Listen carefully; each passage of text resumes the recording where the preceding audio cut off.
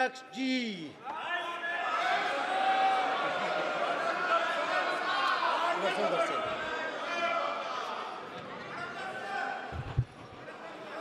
सभा पटल पर रखे जाने वाले पत्र Shri item number 1 Shri Jadhav Pratap Rao.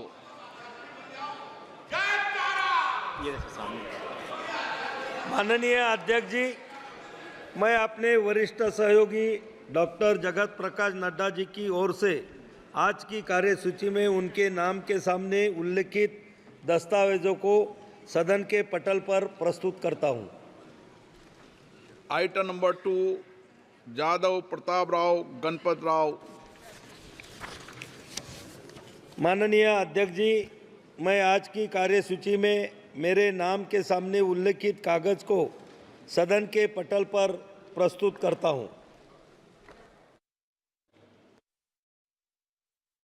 Prasad ji, item number 3।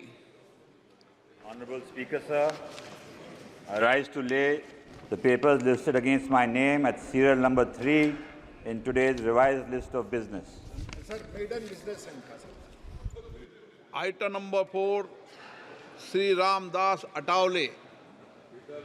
I beg to lay on the table of the House the papers listed against my name at serial number 4 of today's revised list of business. Thank you. Item number 5 Shri Ramnath Thakur. अध्यक्ष जी, मैं आपकी अनुमति से आज की संशोधित कार्यसूची के क्रम संख्या 5 पर अपने नाम के सम्मुख अंकित प्रपत्र क्रमशः हिंदी और अंग्रेजी में सभा पटल पर रखता हूं। Item number 6 Shri Arjun Ram Meghwal. धन्यवाद अध्यक्ष जी, मैं आपकी अनुमति से आज की संशोधित कार्यसूची में मेरे साथी मंत्री श्री नित्यानंद राय जी के नाम के आगे क्रम संख्या 6 पर उल्लिखित दस्तावेज आपकी अनुमति से सभा के पटल पर रखता हूं। धन्यवाद। Item number 7 Shri SP Singh Baghel. महोदय, मैं आज की कार्यसूची में मेरे नाम के आगे उल्लिखित कागजात जो क्रम संख्या 7 पर हैं, हिंदी और अंग्रेजी सदन के पटल पर रखने की अनुमति चाहता हूँ। आइटम नंबर 8 सुश्री शोभा कारंजा लाजे। Honorable Speaker, sir, I raise to lay the papers on the table of the House mentioned against my name at serial number 8 in the today's list of business. Item number 9 Shri BL Verma. माननीय अध्यक्ष महोदय, मैं आपकी अनुमति से आज की लोकसभा की कार्यसूची में क्रम संख्या 9 पर अपने नाम के सम्मुख अंकित प्रपत्र क्रमांक हिंदी और अंग्रेजी में सभा पटल पर रखता हूं। Item number 10 Shri Arjun Ram Meghwal. Honorable Speaker, sir, with your kind permission, I rise to lay on the table of the House the papers mentioned against the name of my colleague, Dr. L. Murugan, at serial number 10 of today's revised list of business. Thank you. Item number 11 Shri Ajay Tamta. आदरणीय अध्यक्ष महोदय, आपकी अनुमति से मैं कार्यसूची की क्रम संख्या 11 पर मेरे नाम के सामने उल्लेखित पत्रों को सदन के पटल पर रखता हूं। धन्यवाद। Item number 12 Shri Kamlesh Paswan. मैं आज की कार्यसूची में पटल पर प्रस्तुत किए जाने वाले पत्रों की क्रम संख्या 12 पर मेरे नाम के सामने उल्लिखित दस्तावेज सदन के पटल पर प्रस्तुत करता हूं। Item number 13 Shri Ravneet Singh. Honorable Speaker, sir, I rise to lay on the table of the House the papers mentioned against my name at serial number 13 in today's list of business. महासचिव। Sir, I rise to lay on the table a copy of new clause 3 Hindi and English versions to Direction 1 issued by the Speaker under the rules of procedure and conduct of business in Lok Sabha. Item number 15 Shri Jadhav Pratap Rao.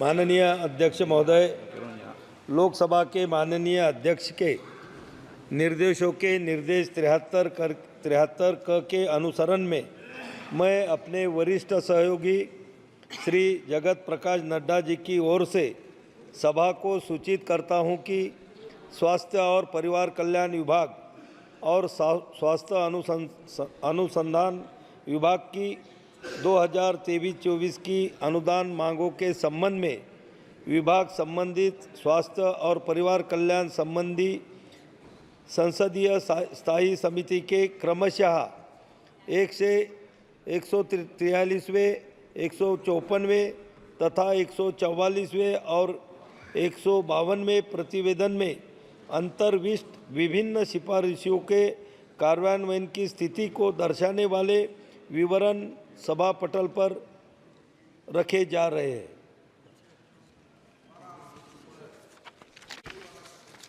अब 16 वाला 15 वाला भी कर दें। माननीय अध्यक्ष महोदय, माननीय लोकसभा अध्यक्ष के निर्देशों के निर्देश 73 क के अनुसरण में मैं सभा को सूचित करता हूं कि आयुष मंत्रालय की वर्ष 2023-24 की अनुदानों की मांग के संबंध में विभाग संबंधित स्वास्थ्य और परिवार कल्याण संबंधी संसदीय स्थायी समिति के 145वें और 153वें प्रतिवेदन में अंतर्विष्ट विभिन्न सिफारिशों के कार्यान्वयन के स्थिति को दर्शाने वाला विवरण सभा पटल पर रखा जा रहा है। बांसुरी स्वराज जी, आपका नोटिस मिला है मुझे 115। आदरणीय अध्यक्ष जी, कल माननीय नेता प्रतिपक्ष श्री राहुल गांधी जी ने अपनी स्पीच में कई इनएक्यूरेट स्टेटमेंट्स करी हैं। इसके तहत मैंने आपके समक्ष डायरेक्शन 115 में एक नोटिस प्रस्तुत करा है। आपसे अनुरोध है कि इसका कृपया संज्ञान लीजिए। माननीय सदस्यगण, नियम 371 के अधीन मामलों को सभा पटल पर रखा जाएगा। जिन सदस्यों को नियम 371 के अधीन मामलों आज उठाने में अनुमति दी है, उन्हें सभा पटल पर रखने के इच्छुक हैं, वे 20 मिनट के अंदर अपने पाठ को व्यक्तिगत रूप से सभा पटल पर रख सकते हैं। आइटम नंबर 18, राष्ट्रपति के अभिभाषण पर धन्यवाद प्रस्ताव श्री अखिलेश यादव जी।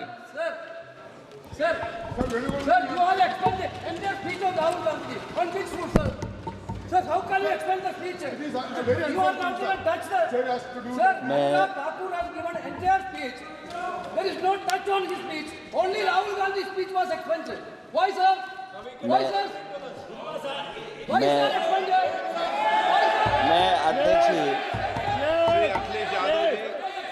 मैं अध्यक्ष जी का धन्यवाद देना चाहता हूँ।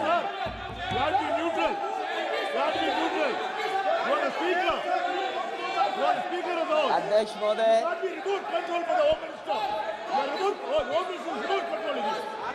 अध्यक्ष महोदय, अध्यक्ष महोदय, अध्यक्ष महोदय, मैं सबसे पहले आपका धन्यवाद देना चाहता हूं कि आपने मुझे अपनी पार्टी की तरफ से राष्ट्रपति जी के अभिभाषण बोलने का मौका दिया है। अध्यक्ष जी, सत्ता पक्ष और विपक्ष दोनों लगातार अपनी बात रख रहे हैं। मैं सबसे पहले अध्यक्ष जी आपको और आपके साथ साथ सभी चुने हुए सांसदों को मैं बधाई और शुभकामनाएं देना चाहता हूं। साथ ही साथ मैं सबसे पहले देश के उन सभी समझदार और ईमानदार मतदाताओं को धन्यवाद जिन्होंने लोकतंत्र को एक तंत्र बनाने से रोका।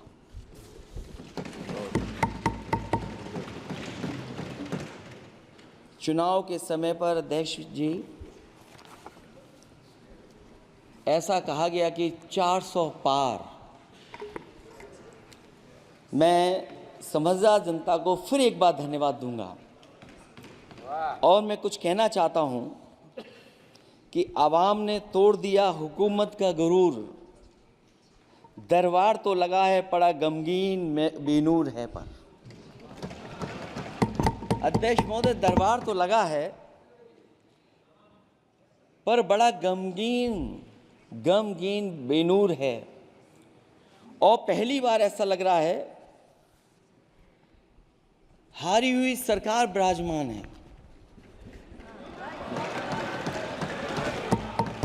जनता कह रही है चलने वाली नहीं सरकार। अध्यक्ष महोदय, जनता कह रही है चलने वाली नहीं, ये गिरने वाली सरकार है। और क्योंकि ऊपर से जुड़ा कोई तार नहीं, नीचे कोई आधार नहीं, अधर में जो है अटकी हुई वो तो कोई सरकार नहीं। दरअसल पूरा इंडिया समझ गया है कि इंडिया ही प्रो इंडिया है। इस चुनाव में इंडिया अलायंस की नैतिक जीत हुई है। ये पीडीए इंडिया की सकारात्मक राजनीति, पॉलिटिक्स जो पॉजिटिव है, पॉजिटिव पॉलिटिक्स की जीत हुई है। ये इंडिया पीडीए की सोशल जस्टिस मुहिम की विक्ट्री है। 2024 का परिणाम हम इंडिया वालों के लिए जिम्मेदारी से भरा पैगाम भी है। और अगर हम यूँ कहें अध्यक्ष महोदय कि 15 अगस्त 1947 अगर उपनिवेशिक राजनीति से आज़ादी का दिन था, तो 4 जून 2024 देश के लिए सांप्रदायिक राजनीति से आज़ादी का दिन रहा। ये सांप्रदायिक राजनीति के अंत और सामुदायिक राजनीति की शुरुआत है। जहां सांप्रदायिक राजनीति का अंत हुआ है, वहीं सामुदायिक राजनीति की शुरुआत हुई है। सबसे अच्छी बात हुई ये है कि इस चुनाव में सांप्रदायिक राजनीति की हमेशा के लिए हार हो गई है। अध्यक्ष महोदय, कहने को सरकार ये कहती है कि ये 5th लार्जेस्ट इकोनॉमी बन गई है और जीडीपी के मामले में 5th वर्ल्ड की इकोनॉमी बन गई है। लेकिन अध्यक्ष मोदी, ये सरकार क्यों छिपाती है कि अगर ये हमारी सबसे लार्जेस्ट इकोनॉमी, अगर हम 5वें नंबर पर हैं, तो हमारे देश की पर कैपिटा इनकम, प्रति व्यक्ति आय हमारे किस स्थान पर पहुंची है। और हम लोगों ने तो अध्यक्ष महोदय देखा है कि अगर दिल्ली की सरकार ने कहा होगा कि $5 ट्रिलियन की इकोनॉमी बनेगी, तो जहां से प्रधानमंत्री जी चुन करके आते हैं, वहाँ का प्रदेश के सरकार भी कह रहे कि हम $1 ट्रिलियन इकोनॉमी बना लेंगे। देश की इकोनॉमी कहाँ पहुँच गई, पर कैपिटा इनकम क्या है। लेकिन अगर उत्तर प्रदेश की इकोनॉमी को अगर $1 ट्रिलियन की इकोनॉमी बनना है, तो कम से कम 35% की ग्रोथ चाहिए। मुझे नहीं लगता है कि 35% की ग्रोथ उत्तर प्रदेश पा पाएगा। हम हंगर इंडेक्स में कहाँ खड़े हैं, नीचे से कहाँ हैं। जो 5th लार्जेस्ट इकोनॉमी की बात कर रहे हैं, वो इनइक्वालिटी के पैरामीटर पे कहाँ खड़े हैं, वो हैप्पीनेस इंडेक्स में कहाँ खड़े हैं। और जो लोग चुनाव को अपने तरीके से मोड़ते हैं, मैं उन्हें कहना चाहता हूं कि अध्यक्ष महोदय, इस चुनाव के परिणाम ने तोड़ने वाली राजनीति को तोड़ दिया है और जोड़ने वाली राजनीति की जीत हुई है। इस चुनाव में धन छल बल की नकारात्मक राजनीति की शिकस्त हुई है। ये चुनाव जो देश का हुआ, ये सकारात्मक राजनीति का नया दौर शुरू हुआ है। इस बार प्रो कॉन्स्टिट्यूशन वालों की जीत हुई है। हम मानते हैं संविधान ही संजीवनी है, उसी की जीत हुई है। ये संविधान मंथन में संविधान रक्षकों की जीत हुई है। अब ऊपर से नीचे की राजनीति का अंत हो गया है।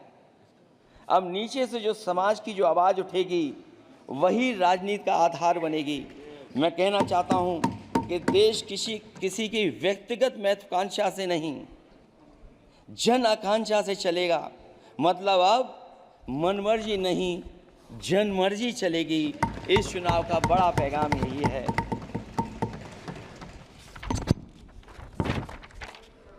अध्यक्ष महोदय, बहुत सी बातें हुई हैं।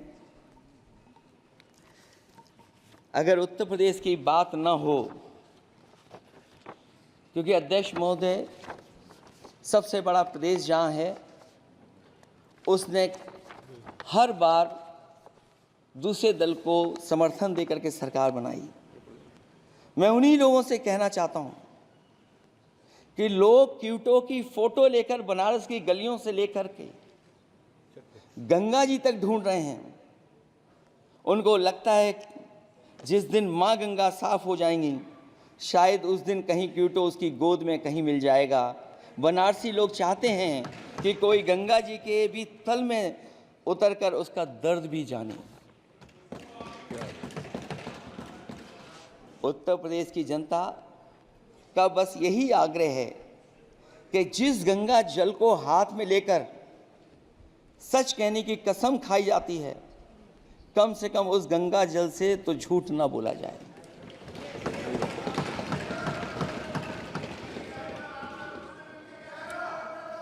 जहां विकास के नाम पर खरबों रुपए की लूट का राज खोलते भ्रष्टाचार के गड्ढे प्रदेश का नाम खराब कर रहे हैं, वहीं पहली बारिश में ही टपकती हुई छत और गिर चुकी स्टेशन की दीवार बेईमानी की निशानी बन गई है।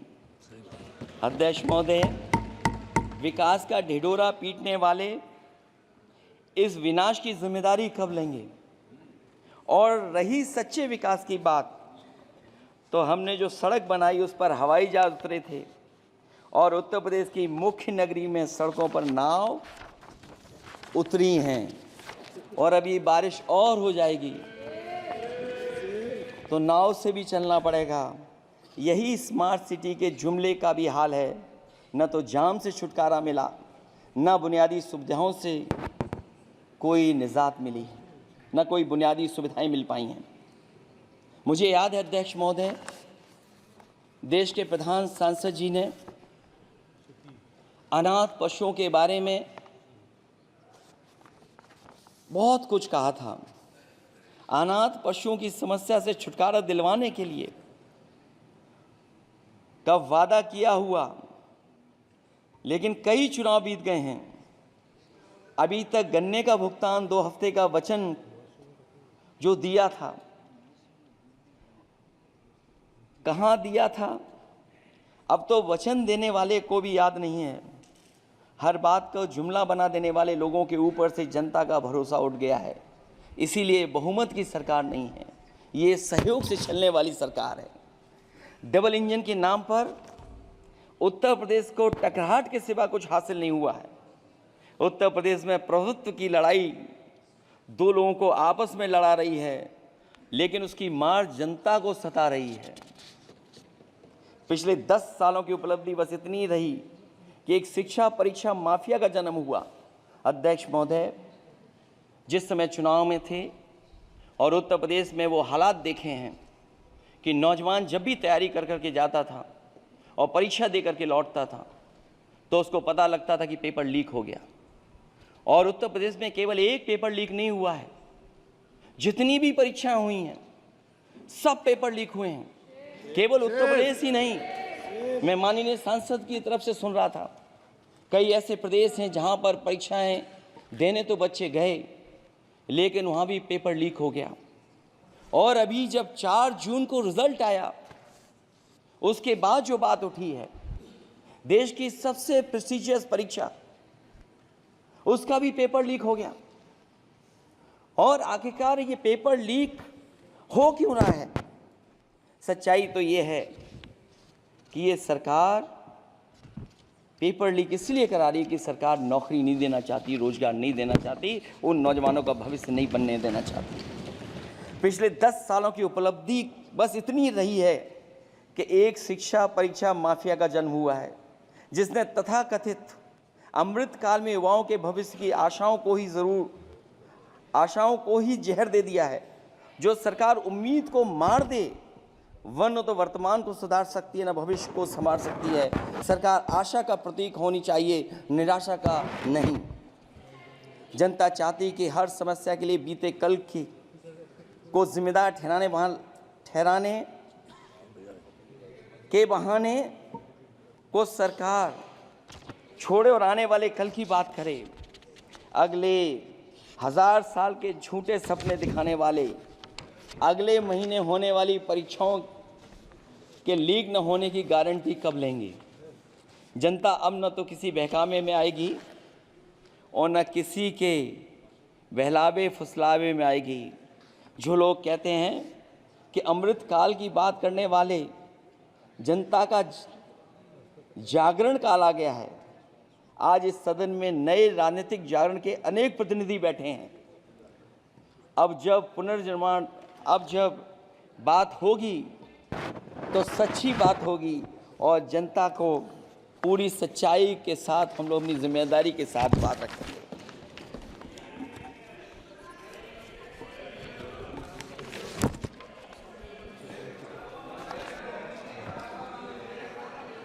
अध्यक्ष महोदय, एक जीत और हुई है, एक जीत और अध्यक्ष महोदय हुई है। मैं जानता हूं सत्ता पक्ष बैठे वाले लोग समझ गए होंगे। अयोध्या की जीत भारत के परिपक्व मतदाता की लोकतांत्रिक समझ की जीत है और हम तो अध्यक्ष महोदय यही सुनते आए हैं, होए वही जो राम रची राखा। यह है उसका फैसला। अध्यक्ष महोदय, होई वही जो राम रची राखा, यह है उसका फैसला जिसकी लाठी में नहीं होती आवाज। जो करते थे किसी को लाने का दावा, वो हैं खुद किसी के सहारे के लाचार।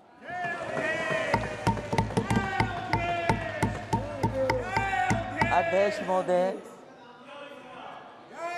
मैं फिर कह देना चाहता हूं, होए वही जो राम रची राखा, यह है उसका फैसला जिसकी लाठी में नहीं होती आवाज।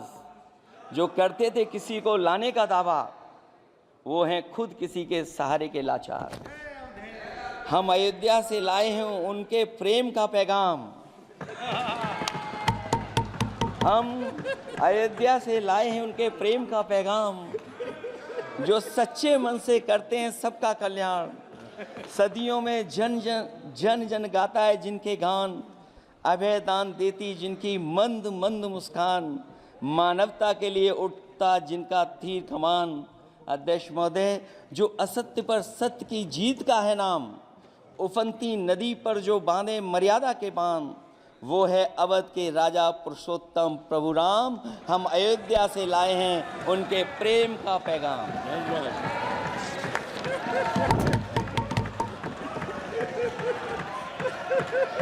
अध्यक्ष महोदय,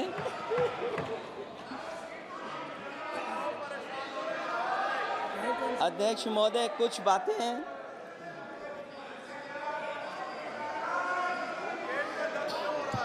अध्यक्ष महोदय, कुछ बातें समय और काल से परे होती हैं। इसलिए आज यहाँ उत्तर प्रदेश के सदन में पढ़ा गया एक शेर याद आ गया, जो तब सही था अब और सही साबित हो रहा है। इजाजत हो अध्यक्ष जी तो मैं अर्ज करूं। हजूरे आला आज तक खामोश बैठे इसी गम में, हजूरे आला आज तक खामोश बैठे हैं इसी गम में। महफिल लूट ले गया कोई जबकि सजाई हमने। योगी जी के लिए, योगी जी के लिए।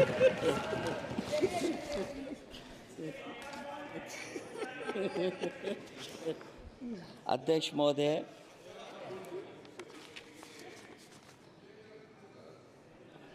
मैं